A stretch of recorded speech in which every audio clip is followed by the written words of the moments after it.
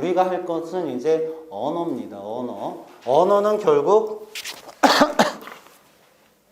독해고요.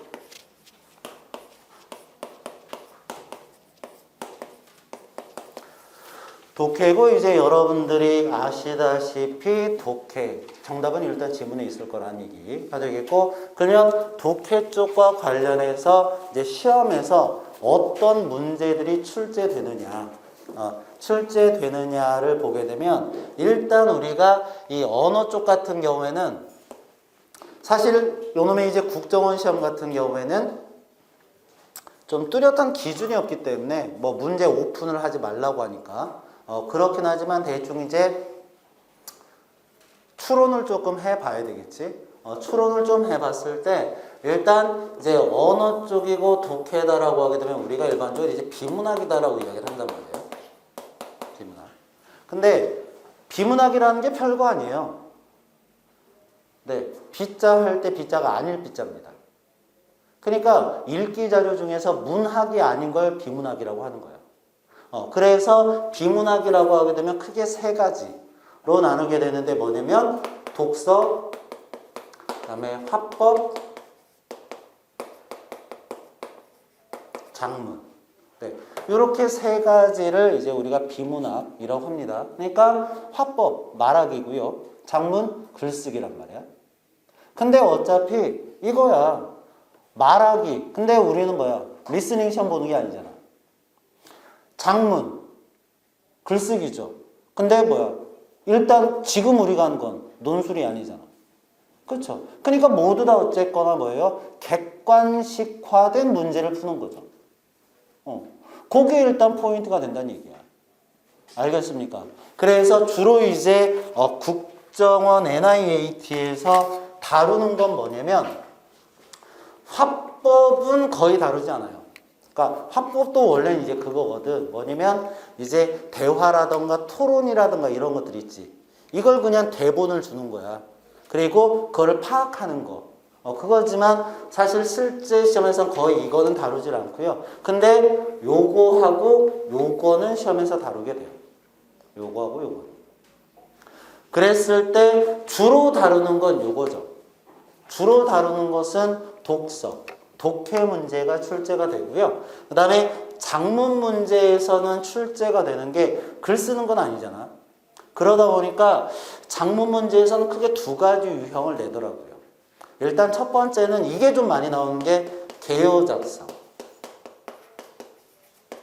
개요 작성 관련 문제들을 좀 출제를 해요. 그러니까 개요표를 주는 거지. 그러면서 개요표를 주면서 개요표 수정하는 거.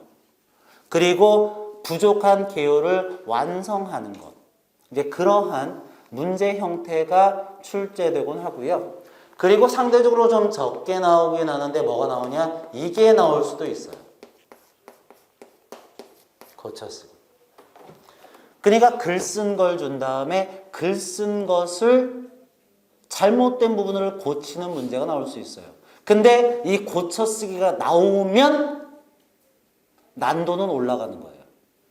왜? 고쳐쓰기는 문법이 들어가야 되거든.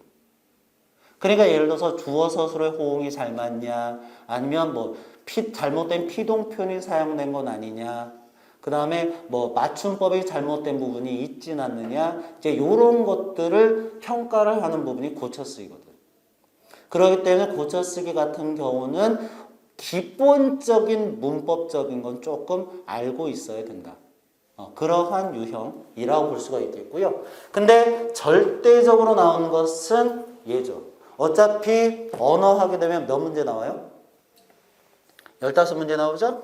그리고 시간은 20분이 이제 주어지게 됩니다. 그랬을 때 15문제 가운데서 이제 10문제 이상이 이제 독서 문제라고 보시면 되겠고요. 자, 그랬을 때 독서라고 하게 되면 문제 유형은 일단 크게 한 3가지 정도 생각해 볼 수 있어요. 그랬을 때 가장 기본이 되는 게 내용 파악하는 문제가 출제됩니다. 그래서 가장 흔한 문제의 유형이 그거지. 다음 글의 내용과 일치하는 것은, 일치하지 않는 것은. 거기서 좀 더 응용화되면은 다음 글을 바탕으로 추론할 수 있는 것은. 네, 이러한 유형들이 출제가 될 수 있어요. 그리고 또 한 가지가 뭐냐면 두 번째가 이게 있어요. 그래 진술 방식. 그래서 예를 들어서 정의의 방식을 사용했다. 뭐 비교 대조를 쓰고 있다. 아니면 분류를 해주고 있다. 예시를 들고 있다. 이러한 진술 방식 관련 문제가 출제될 수 있겠고 이 진술 방식 같은 경우에는 이론적인 암기가 필요하기 때문에 이건 나중에 한번 정리를 해드릴 겁니다. 그리고 국정원 시험과 그 다음에 공무원 시험에서만 볼 수 있는 유형 하나가 있습니다. 그게 뭐냐?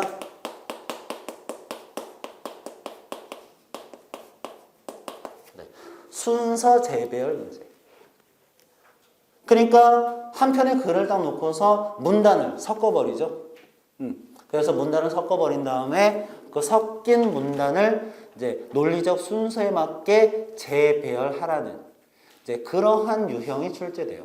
그래서 독서 문제에서 출제되는 독해 관련 문제에서 출제되는 것은 대충 이제 이러한 형태라고 보시면 되겠습니다. 알겠습니까? 그러니까 제가 칠판에 적어드린 것은 이제 출제 유형이라고 보시면 돼요.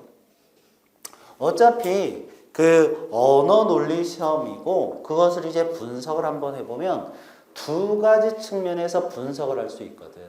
첫 번째는 우리가 지금 한 것처럼 문제 유형에 따른 분석이 있을 수 있어요. 그리고 두 번째는 뭐냐? 지문 내용에 따른 분석이 있을 수가 있겠죠. 지문 내용.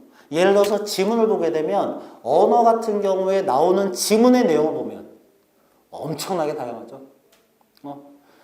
철학 나오고 막 윤리 나오고 과학도 나오고 기술 나오고 그다음에 사회에다가 법에다가 막 경제에다가 막 예술에다가 엄청나게 다양한 지문들이 출제를 합니다.